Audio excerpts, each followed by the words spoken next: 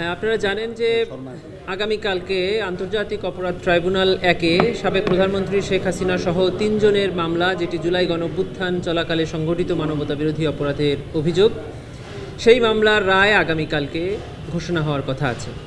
আমরা আশা করছি যে কালকেই এই ট্রাইব্যুনাল উক্ত মামলার রায় ঘোষণা করবেন। প্রসিকিউশনের পক্ষ থেকে আমরা এই মামলার রায় রিসিভ করার জন্য প্রস্তুত আছি এবং আমরা আগেও বলেছি যে এই মামলায় প্রসিকিউশনের পক্ষ থেকে যে 5টি অভিযোগ আনা হয়েছিল, প্রসিকিউশন 5টি অভিযোগই সন্দেহাতীতভাবে প্রমাণ করতে সক্ষম হয়েছে এবং প্রসিকিউশন সর্বোচ্চ শাস্তি মৃত্যুদণ্ড প্রার্থনা করেছে ট্রাইব্যুনালের।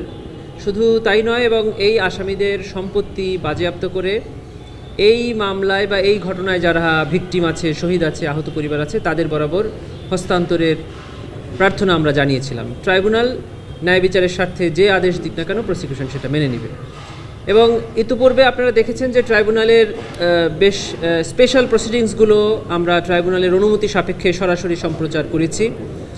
আগামীকালকে রায়ের যে অংশটুকু ট্রাইব্যুনাল এখানে পড়ে শোনাবেন, সেই অংশটুকুও ট্রাইব্যুনালের অনুমতি সাপেক্ষে বাংলাদেশ টেলিভিশন এবং বাংলাদেশ টেলিভিশনের সাথে চুক্তিবদ্ধ যে কয়েকটি সংস্থা আছে এবং বাংলাদেশ টেলিভিশনের মাধ্যমে এদেশের সকল গণমাধ্যম সরাসরি সম্প্রচার করতে পারবেন। শিয়া বাটার ও ভিটামিন ই সমৃদ্ধ লিলি বিউটি সোপ, তারুণ্যময় উজ্জ্বল ত্বকের জন্য।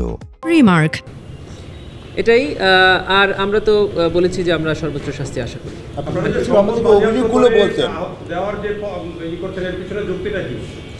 জি, আপনারা জানেন যে জুলাই গণঅভ্যুত্থানের পরে পুনর্গঠিত ট্রাইব্যুনালের আগামীকালকে যে রায়টি হতে যাচ্ছে, এটি সর্বপ্রথম রায়।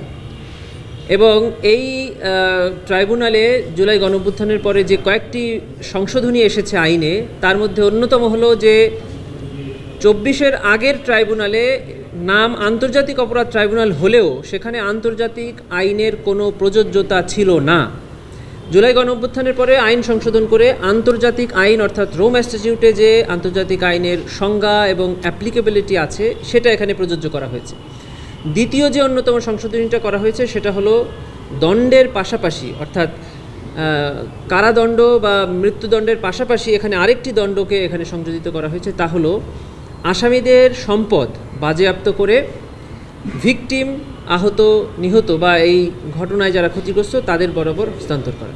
কেন আমরা এটা চাচ্ছি? যেহেতু এটা আইনে আছে এবং একটি মানুষের প্রাণের বিনিময় তো আসলে কখনো দেওয়া সম্ভব না।